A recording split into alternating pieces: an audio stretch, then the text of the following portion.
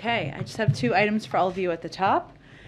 During President Biden's first 11 months in office, American agricultural exports reached a record $160 billion, generating an estimated $342 billion in total economic output and supporting more than 1.2 million jobs here in the United States. While we're very proud of this historic progress, we know that agricultural exports could have increased even more, but for pandemic-induced supply chain challenges. For example, the Port of Oakland, which is underutilized, where other ports are, get most of the traffic. So the U.S. Department of Agriculture is partnering with the Port of Oakland to set up a new 25-acre pop-up site to make it easier for agricultural companies to fill empty shipping containers with commodities like American soybeans, dairy, and specialty crops such as nuts and fruit to ensure there can be more of these goods shipped out of that port.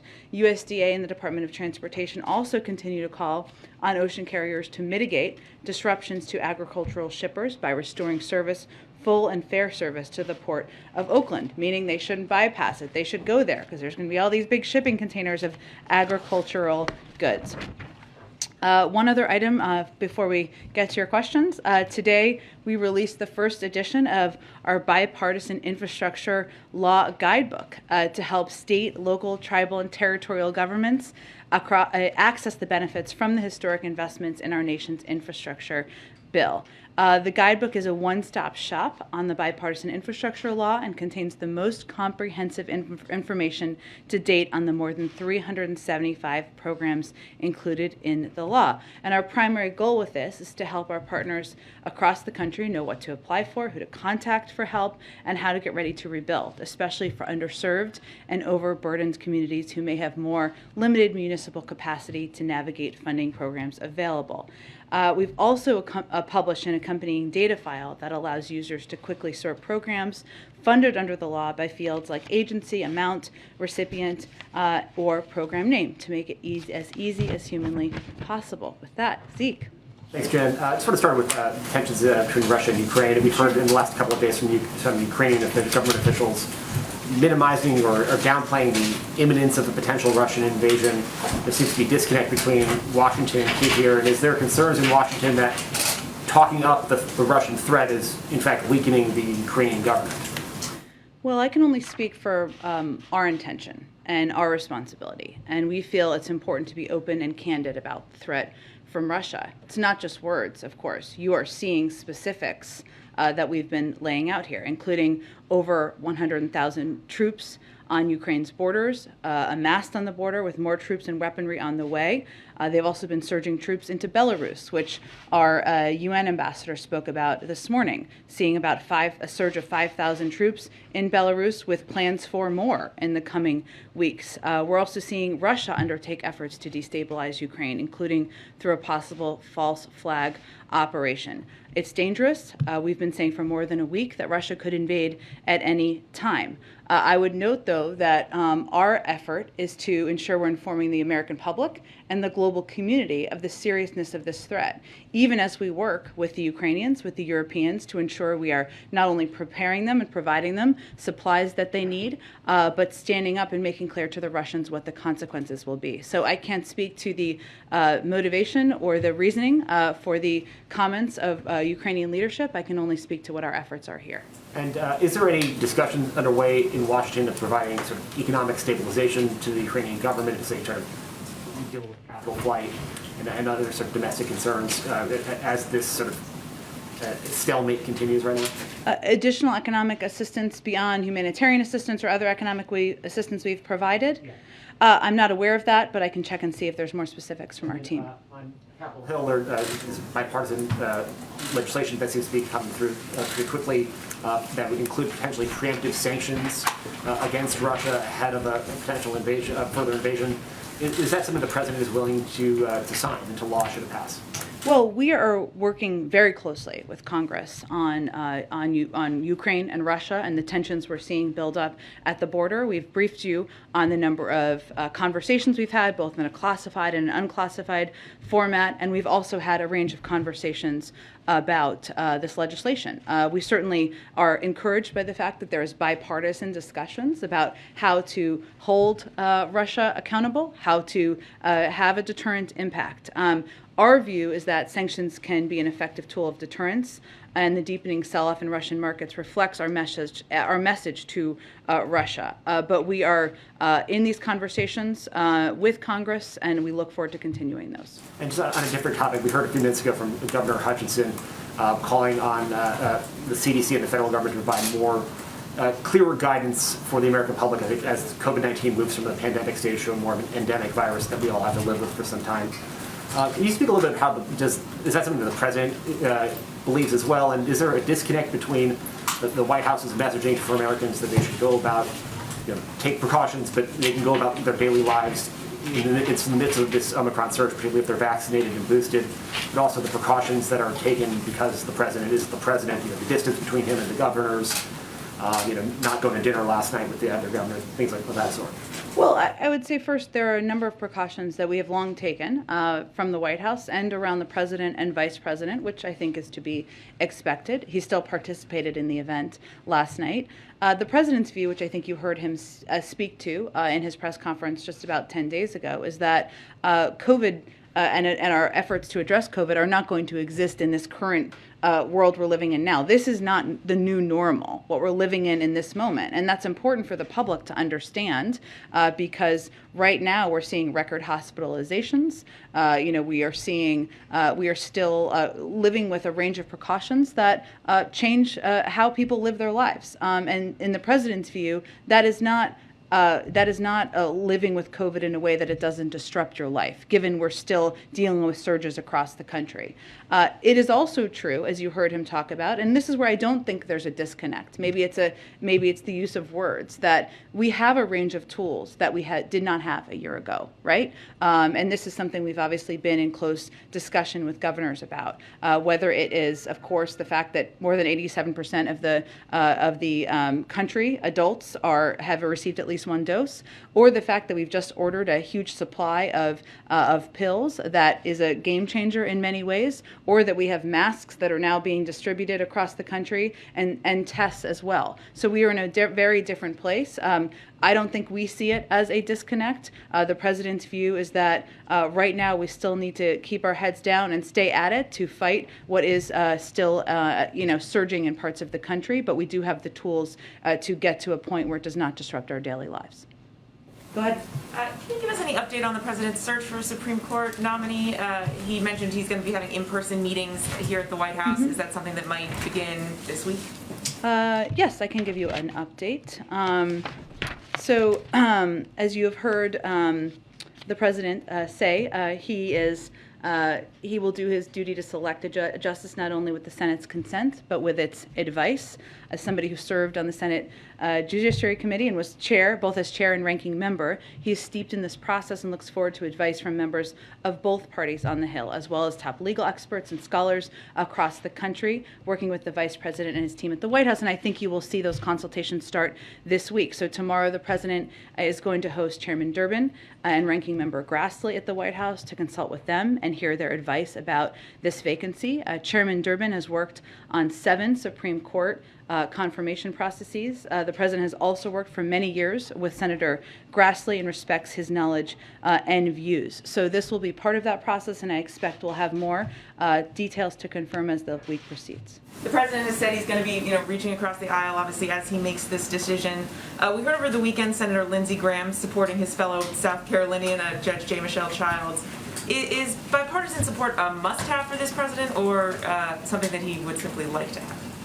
Well, I think, one, we appreciate Senator Graham's thoughts, and the president is working hard to choose from a wealth of deeply qualified candidates who bring to bear the strongest records, credentials, and abilities that anyone could have for this role. I think, as the president views it, what's his objective and his intention is to choose from among a group of Black women with impeccable records and impeccable credentials, and he expects the Senate, Democrats and Republicans, to consider the qualifications of these nominees and do that as it has been done historically for many decades in the past. So we certainly expect, and he has every intention of nominating somebody with impeccable credentials, and certainly we expect and are hopeful that Republicans will look seriously at whomever he nominates at who they are and what they would bring to the court. And just one more on this. Our latest poll shows that just over 3/4 of Americans, 76%, want the president to consider all possible nominees, not only black women as he pledged on the campaign trail. What do you make of this, and why do you think that a majority of Americans want the president to take a different approach here? Well, again, what we can assure the American public of, wherever they fell on that poll, is that he will choose and nominate someone who has impeccable credentials and is eminently qualified to serve as a Supreme Court justice, and someone who is eminently qualified to serve in a lifetime appointment. He did make a promise to the country. That's certainly how he sees it, and he's going to work hard on this choice, seeking advice and counsel from, as I noted earlier, a range of leaders, of experts, and that's something that he is already pursuing this week. I would note that there's a long history here. President Reagan promised the country he would nominate the country's first woman to serve on the court, and he did so. Former President Trump also promised to choose a woman just over a year ago, and there was no such complaint from the voices on the right who are speaking out now.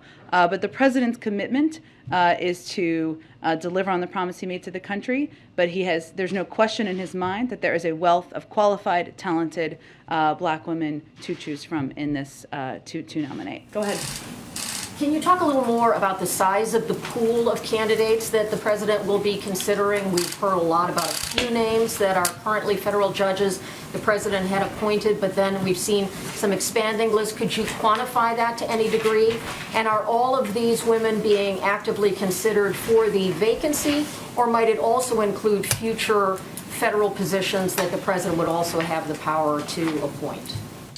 Well, this may be unsatisfying. I will just preface for you, Kelly, which I hate to do, but as somebody who appreciates the solemn importance of the responsibility he has, he's of course been reviewing a number of potential candidates. That is a list that is bigger than a few in the number of bios that he has been looking at, and that have been prepared for him by his team in order to be prepared if a vacancy occurred.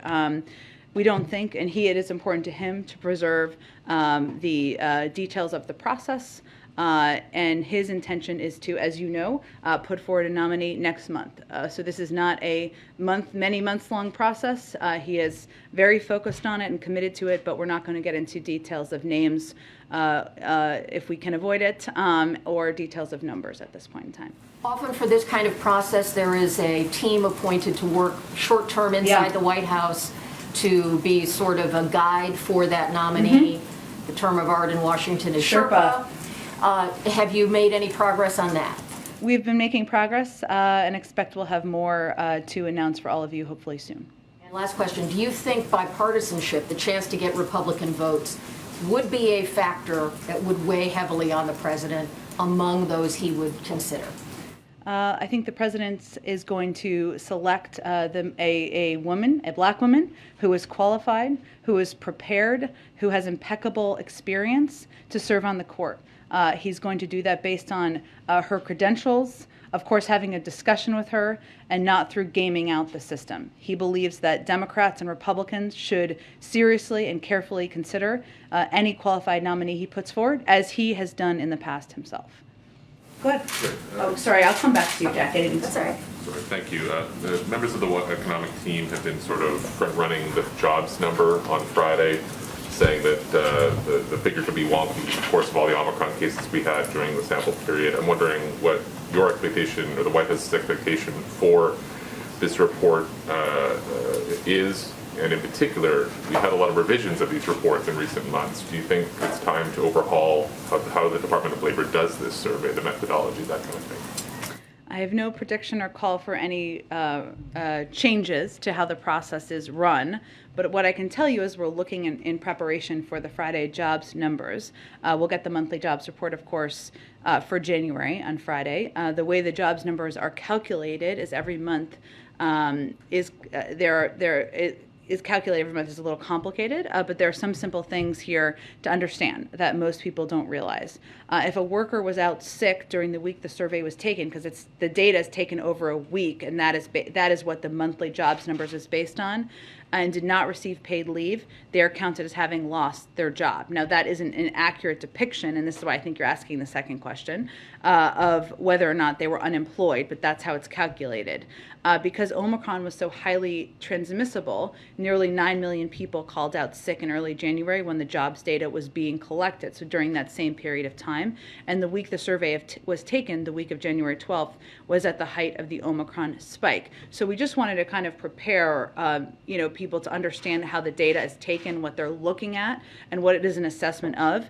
And as a result, the month's jobs report may show job losses, in large part because workers were out sick from Omicron at the point when it was peaking during the period when the week where the data was taken. Can I follow up on Zeke's question Sure. in regards to the president's distancing in events? Is it fair for us to interpret that this is a precaution being taken given the caseloads we're seeing, in particular in DC, but other places? Is he taking more steps to not sit within 6 feet, for instance, of people than he had been previously? It's not a new precaution.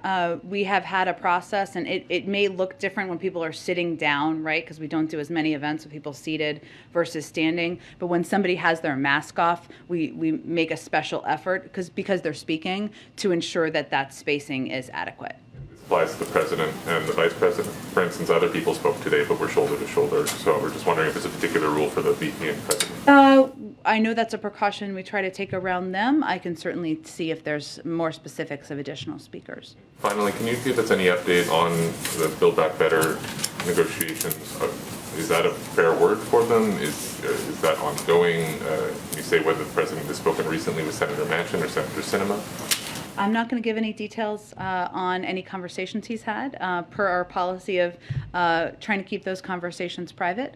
I will say that there is still a great deal of interest, passion, I might say, and advocacy on the Hill for moving forward with a Build Back Better agenda, because there's a recognition and understanding that it's long overdue for Congress to take steps to lower costs for childcare, lower costs for elder care, negotiate the price of prescription drugs, and ask higher income companies and Americans to pay more. Those are all also widely popular among the public. So right now, the point we're at is there's a lot of discussion among members, their staffs, committees. We're engaged in those as well about what big chunk, just to keep using the phrase, we can agree on moving forward. And of course, that would require 50 votes, but those conversations are always ongoing. Thank you. Oh, go ahead, Jackie. Thank you, Jen.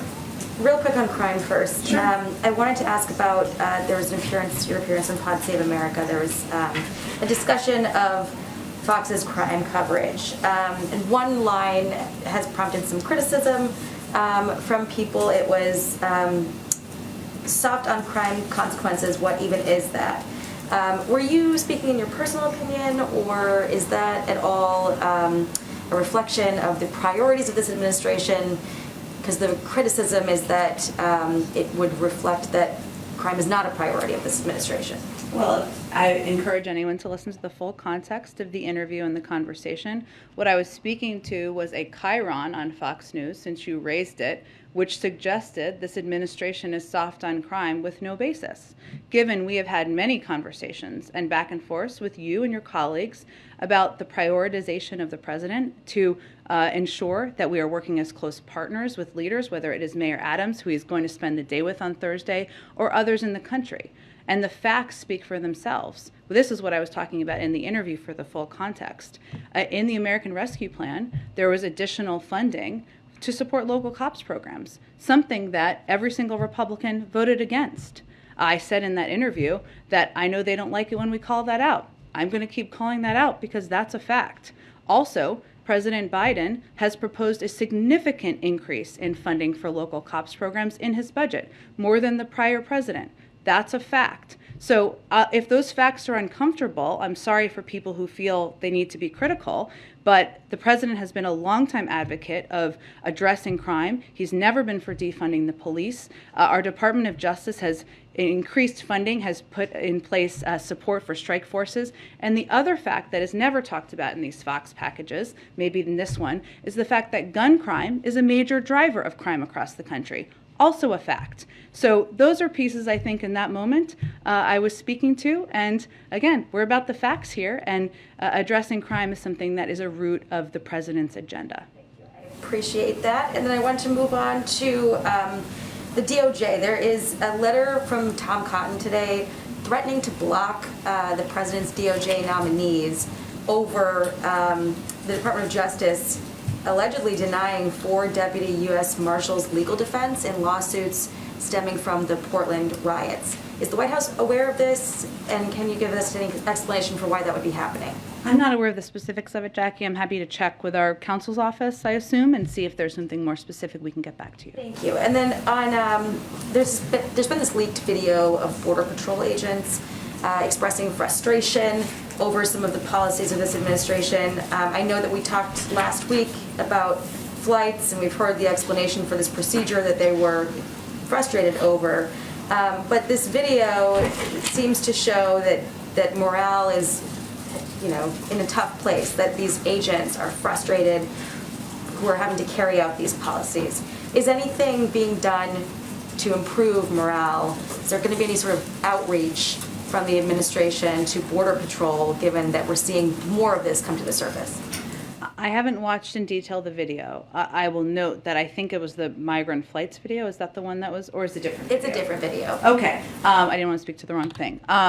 Of course, the role that Border Patrol agents play in ensuring security and safety at our borders is something that there's great value for in this administration. I would point you to the Department of Homeland Security, who oversees, of course, the Border Patrol agents, and can see if there's any more specific programs that are underway.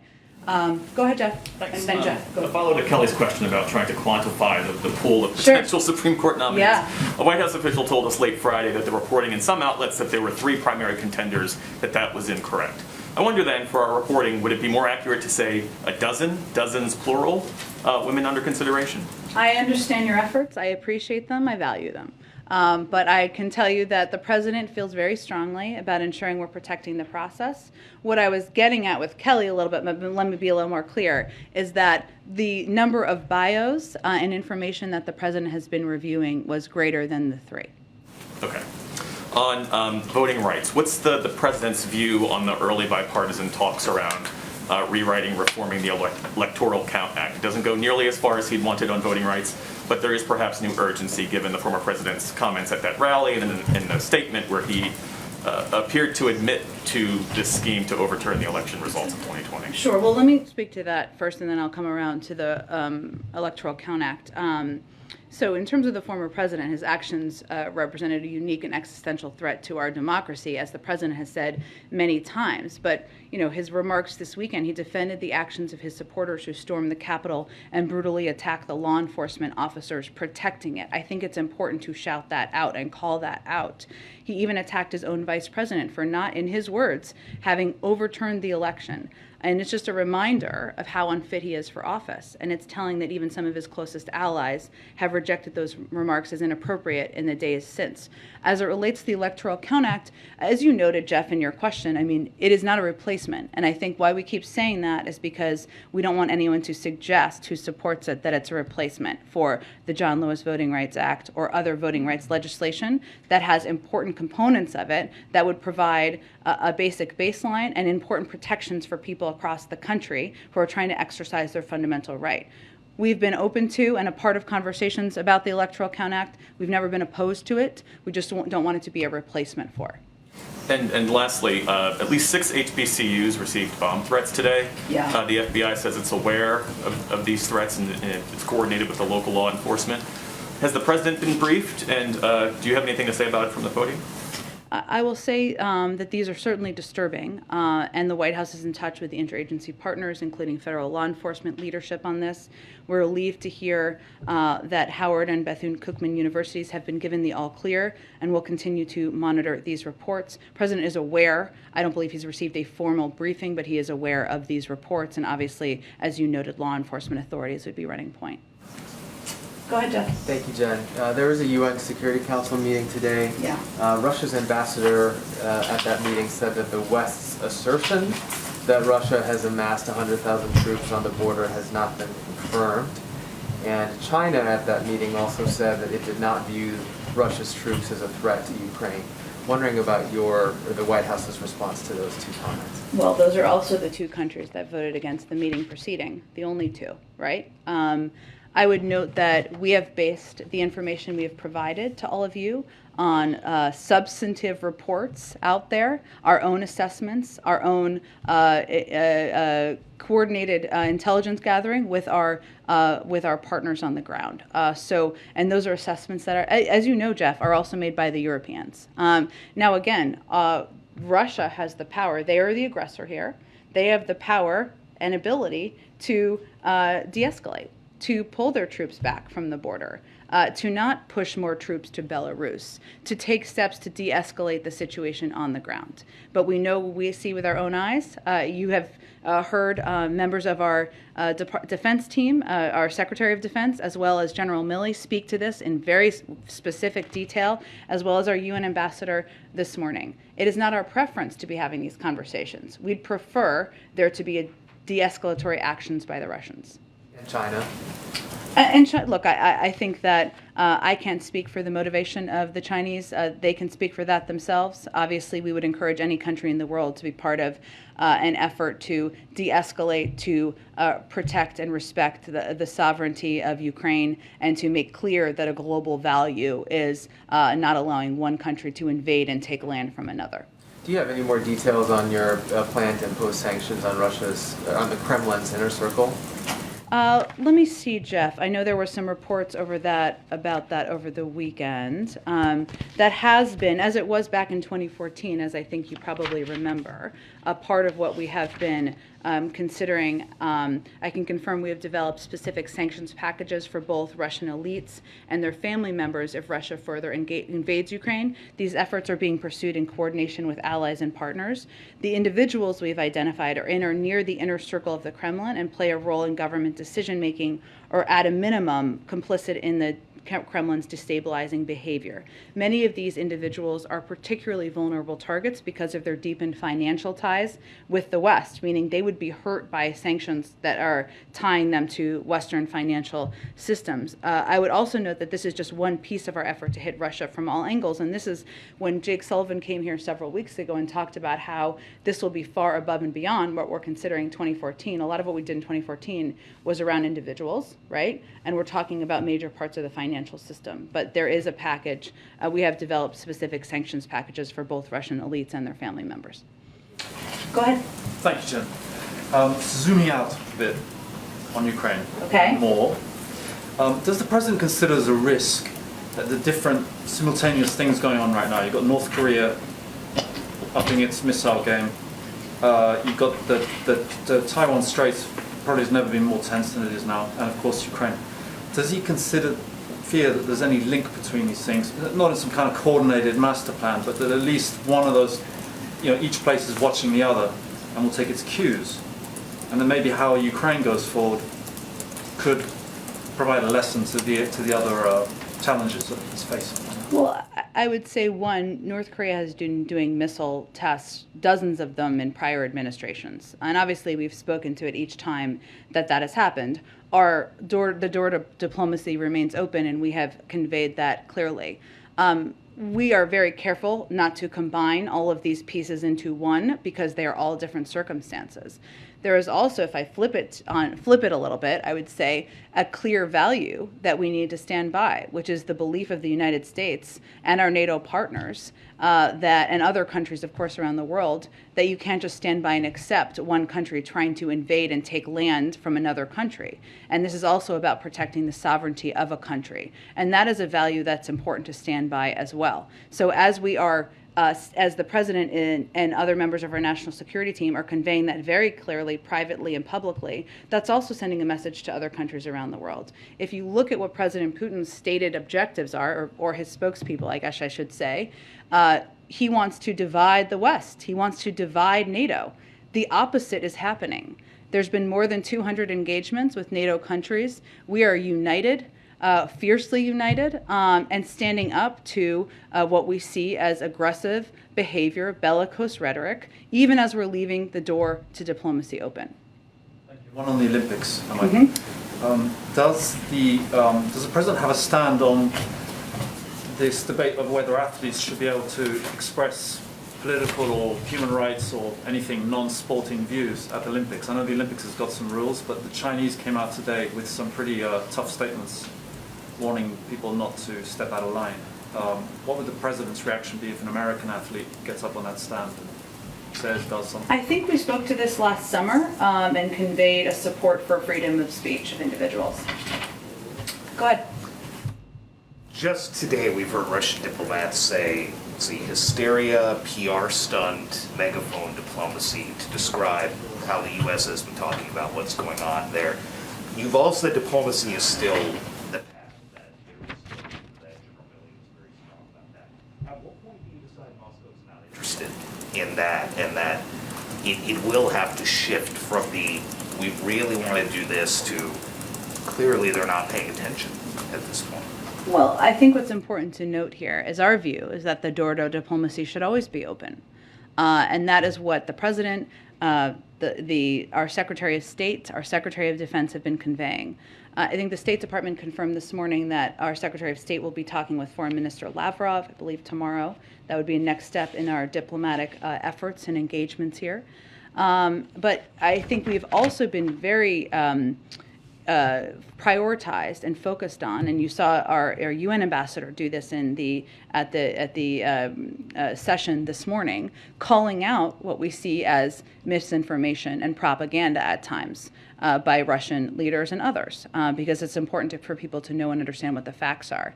But regardless of what people's public rhetoric is, it's our view that the door to diplomacy should always be open. And ultimately, the question here is about what President Putin is going to do. So we're always going to keep that door open. And back to SCOTUS, just to try one more time. Go ahead. With Judge Childs, you had, within 2 hours of the event here with Justice Breyer and the President, you had Congressman Clyburn, obviously a very close ally, come out and very publicly push for Childs. And then, as mentioned earlier, you had Senator Graham do that. Hard to think of two opposite folks. The number 3 House Democrat, like the President, a former Judiciary Committee They are chairman. both from South Carolina, which may be a factor. With the state, but when you're talking about the bipartisan part of it, Yeah. how much weight might the president put on something like that, where you have, again, the number 3 House Democrat, you have a Lindsey Graham, uniting for one person and very publicly putting the pressure on almost immediately to kind of nudge him in that direction? Well, I can only tell you how the president is approaching his role here, and he is very familiar and has lived through many confirmation processes and hearings. He takes his role very seriously, and his role is to pick the most eminently qualified, credentialed black woman to serve as a Supreme Court justice, a lifetime appointment. It is certainly encouraging. We've seen the comments, of course, of Senator Graham and Congressman Clyburn. We always welcome agreements on anything in this town, but the president's focus is not on gaming out the process. It's on picking the right candidate. Go ahead in the back. So the president today, two topics, which on inflation, the first one. The president told governors today, quote, we've sent you a whole hell of a lot of money and we're going to send you more. The Fed chairman last week, though, said that a drop in fiscal spending this year will help ease inflation. So again, what's the level of concern for the president that more spending would contribute to inflation? Well, there is still going to be a massive drop this year because of the end of a number of programs. So that doesn't change what the president conveyed. I didn't see the totality of it, so I don't know what the full context of it. There are still, of course, programs and requests that these governors have, whether it is help on COVID or help with specific small businesses. And there is still some targeted assistance that leaders still want, they need, and we are delivering from the federal government. But that doesn't change. If you look at the overarching graph of like how much federal assistance is going, it's a natural drop because of the end of a lot of programs. So on the Federal Reserve nominees, the Federal Reserve maintains its independence. One of the picks, Sarah Bloom Raskin, is the wife of Representative Jamie Raskin, as you know. It's been a while since I get the seat, so I get to ask about the Federal Reserve now. He was an impeachment manager in the impeachment trial of a Republican president. So does the president believe she can keep that independence from the Fed? Well, I would also just I think she can stand on her own qualifications, not just because she's a woman, but because she's done a lot in her career. She has been said by many to be the most qualified person to be nominated to this role, which I think is probably more important than who she's married to, I would argue. She brings unprecedented experience to this role and the support of economic experts across the spectrum, including from the top economic advisor to former President Bush. She believes, and she has said she believes firmly in the independent role of the Federal Reserve and will work in concert with Chair Powell and her colleagues to identify and mitigate a range of risks. She is also, somebody who, again, as I mentioned, has a wealth of experience that she would be leaning into in this role. The U.S. Chamber of Commerce sent a letter to committee members there calling into question her activism related to regulations on where banks could lend or should be able to limit lending into certain industries, specifically coal and oil. Well, let me note what a couple of others have said. The community banker and former Fed Governor Betsy Duke. The characterization of Sarah Bloom Raskin as someone who will use the powers of the Fed for political purposes is simply false. I saw every day her commitment to the Fed's dual mandate. Former Bush CEA Chair Glenn Hubbard. Raskin brings a wealth of experience to a Fed role. Former Independent Community Bankers of America President and CEO Cam Fine. An outstanding group of nominees. I hope the Senate will confirm them as soon as possible. And I think just like any nominee, she should be judged by her qualifications. She will have a hearing coming up where I'm sure she will answer a range of questions. But I think her background, her credentials, her experience is unquestionable in terms of its preparedness for this role. So her husband being an impeachment manager had nothing to do with that, just to put it bluntly. Again, I would say that her experience and her impeccable credentials were the determinant in her being nominated for this role. And I think it's a little questionable for anyone to raise otherwise. Go ahead. Thank you, Jen. The administration is committed to the release of U.S. citizens held in Iran. Can you update us if there's anything new and whether the White House has asked the Qatari foreign minister to mediate since he was recently in Tehran? And I have another question. Sure. Well, I would say obviously there's a range of topics, as I think we briefed out to you, and we can talk about more about that if you would like, that will be discussed during the meeting this afternoon. There's no special coordination between the United States and Qatar on this particular visit about Iran, but of course there are a range of topics, including the nuclear negotiations, that could be a part of the discussion. So nothing on the release of the hostages. Everything was reported. It's not correct. Well, I would say again, I don't have anything more to offer to you other than to say that they could talk about the Iran nuclear negotiations, but there's no special coordination planned for this trip. Also, the Houthis has attacked Abu Dhabi yesterday while the Israeli president was meeting. You keep saying that you want to protect your allies in the Gulf, but practically, how can you stop them from escalating, as we have seen in the last few weeks? Well, I expect my colleague, John Kirby at the Pentagon, may have more to say on this, but I can tell you that as to your question about the report, U.S. military personnel responded to an inbound missile threat on the UAE. This involved the employment of Patriot interceptors coincident to efforts by the armed forces of the UAE. I would say we are working quite closely with them. Again, my colleague will have more to speak to, but we are very focused on working with them and defending against all threats to their peoples and territories. Go ahead, Shelby. Thanks. I got two. Nikki Haley and Senator Risch wrote an open letter to U.S. Olympic athletes this morning, warning of a high risk and potentially dangerous political environment. Is President Biden at all concerned for the safety of American athletes competing? Well, I would say first that we are very focused on the safety of American athletes. And as you know, unrelated, all related, I guess, we made a decision not to send a delegation. It was not related to that. It was related to our concerns about PRC's ongoing genocide and crimes against humanity in Xinjiang and other human rights abuses. I just wanted to note that for the record. But in terms of athletes, we do everything possible to work in coordination with the U.S. Olympic Committee. We're providing consular and security services to our athletes, coaches, trainers, and staff, as we do for all U.S. citizens overseas. Additionally, we expect the PRC to ensure the safety and well-being of our athletes.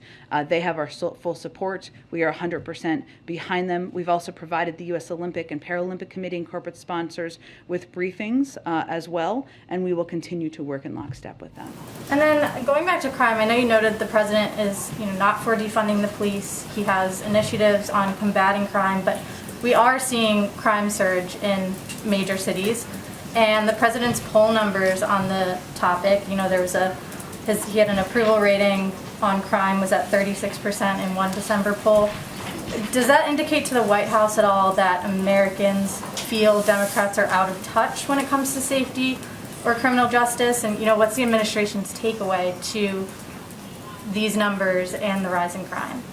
I think we all agree, or should agree, that violent crime is a serious problem. We actually saw a record jump in murders in 2020 under the former president, and there hasn't been new FBI nationwide data that has been released to date. There has been some city data, of course, which is important to focus on and talk about. Our view is that instead of turning this into a political football, we need to be focused from the beginning of the president's time, all of his time in office, on reducing crime and keeping our community safe. And that's why he's been a long-time advocate for more accountable community policing. That's why he has supported and advocated for additional funding for proven community programs to reduce crime, why he's working to crack down on rogue gun dealers who sell firearms to criminals, and why he's taken executive action to crack down on ghost guns. So his objective is to work with Democrats, Republicans, mayors, local leaders to work to address what we've seen as increases in crime in some areas, but I would just note that nationwide there has been increases in crime over the past few years. Go ahead. Oh, go ahead. I'm sorry. Go ahead. Jen, the governors were just out at the Stakes just a minute ago after meeting with the president. They said their biggest message to the president and the administration is they want flexibility in how they spend these monies. What can the administration do, or what are which money, just for clarification? Infrastructure, and also COVID relief bills. They want more flexibility in how they can spend that. Sure. Well, I would say first on infrastructure, we just published this massive booklet with the intention of providing a bunch of guidance to governors, state and local electeds, communities about how they can apply for funding. It goes through different grant programs, so different programs work differently. Some of it, as I think we've noted in the past, has been, again, some of the most structurally challenged bridges, for example, which will take some time. But there are just different ranges of programs that come from different agencies.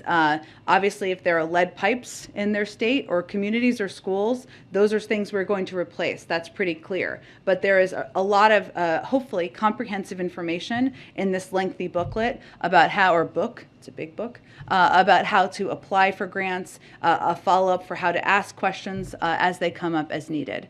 In terms of COVID relief funds, I mean, we have what I'd really have to dig into more specifics of what they're looking for. There have been areas of some flexibility in terms of how funding has been spent for schools or how funding has been spent for local community programs throughout the course of time, like through the American Rescue Plan and others.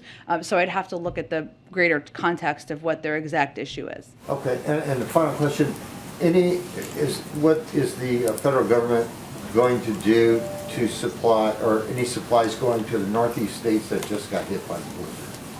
By the blizzard. So we work very closely with state, local leaders to respond to natural disasters, of course, including storms. Typically, those requests need to come first from governors in the states. I can check with FEMA and see if there's any specific request that has come in or what needs that have arisen in the days since the storm. I mean, days, it's not been that many days, but you get what I'm saying. We'll see if we can get more details to you after the briefing. Go ahead. On infrastructure, on the topic of the Skybook, I actually just did a report in the state I cover, California, and there were a ton of questions about just the state portion, the formula fund portion, that the state already knows is going to get committed. So many questions about how that's supposed to go out. Yeah. How does the White House plan to sort of oversee all of that distribution and sort of make sure that the money is having its intended effect. When it gets out. You mean to avoid waste, fraud, and abuse, or to? Fraud and abuse, but given that states will have a lot of discretion on how these funds are spent, just in terms of the ultimate outcome being sort of what was intended. Sure, through very close consultation. I mean, you saw the president have a meeting with his infrastructure task force on the day of his 1-year anniversary. That shows how important the implementation of this bill is to the president. The objective, that what we were trying to do with the publication of this book, is to provide clear criteria as a baseline, obviously to build questions off of and to have follow-ups. But I think from here, what the president always says when I'm in meetings with him, with Mitch Landrieu, is a big part of our jobs is, spending hours a day calling mayors, calling governors, seeing what questions come from local electeds. That's the role he played as vice president, and that's what his expectation is. So this big book is a base that will hopefully help answer a range of questions, but different programs are being implemented by different agencies, even as they're being coordinated by here. So it really depends on the program implementation to where those questions should be directed. And in terms of the American people, how do you intend to ensure that the average American ends up knowing what the impact of this bill was? Are you guys going to do signage the way we've sort of seen in the past with some of these big initiatives? I think there will be some branding around the infrastructure implementation that the American people should be able to see. And lastly, it's still up in the air, but in California there's sort of a push to get a single payer health plan across the state. Is that something that you think the federal government could end up being able to interface with, and something that, if California were to proceed, you guys would welcome? In terms of interface, in what way? That if the state were to implement this sort of single payer plan, that it would work with everything else you guys have in the healthcare ecosystem. We would, of course, work to coordinate with any state, but I don't have any more details at this point in time. We'll wait to see what they do. Thanks, everyone. Thanks, Jeff.